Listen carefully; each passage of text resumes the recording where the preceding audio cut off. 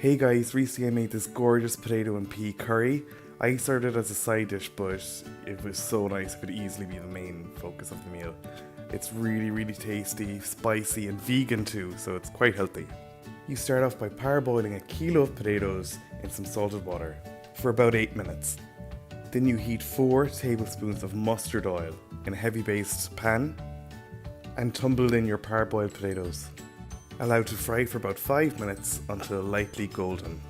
Then set aside while you get on with your sauce. Then heat about 3 tablespoons of vegetable oil in the same pan and add 2 Indian bay leaves. Allow to fry for 1 minute before adding half a teaspoon of asafoetida. Give that a quick stir before adding 2 onions, roughly chopped, and allow that to fry for about 5 minutes until they're soft and lightly caramelized. Now add your garlic and ginger, there's about 30 grams of each there, finely minced.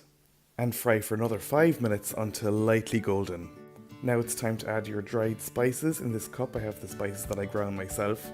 So I have about a teaspoon each of Kashmiri chili powder, ground coriander and ground cumin. Then half a teaspoon of amkur, that's dried unripened mangoes. A teaspoon and a half of turmeric. Half a teaspoon of sea salt. Then mix together and allow fry for 1 minute before adding 200 grams of tomato passata, followed by 2 green bird's eye chilies cut into shards, and 100 milliliters of water, and stir. If you're making this ahead, now would be a really good time to just stop what you're doing, put the lid on and set it aside until you're ready to serve. So just before serving, you reheat this really rich flavoursome sauce, and then add your fried potatoes and mix to combine and let it all cook for about 10 minutes. If you notice that it's getting a little dry, feel free to add a little splash of water just to loosen it. So once it's been cooking like this for about 10 minutes, go ahead and add 150 grams of frozen peas and 1 teaspoon of garam masala and mix it all up to combine. Taste and adjust for seasoning and add more water if it's getting too dry.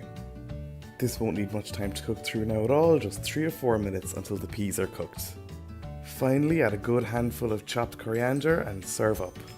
This really was such a winning curry and so handy to have for when you're feeding veggies or vegans. So that's it, thanks a million for watching. If you like this video, be sure to click the like button and subscribe to my channel, and find me on Facebook, Twitter, Instagram, Pinterest, and for the full recipe check out my blog www.rookiecook.org.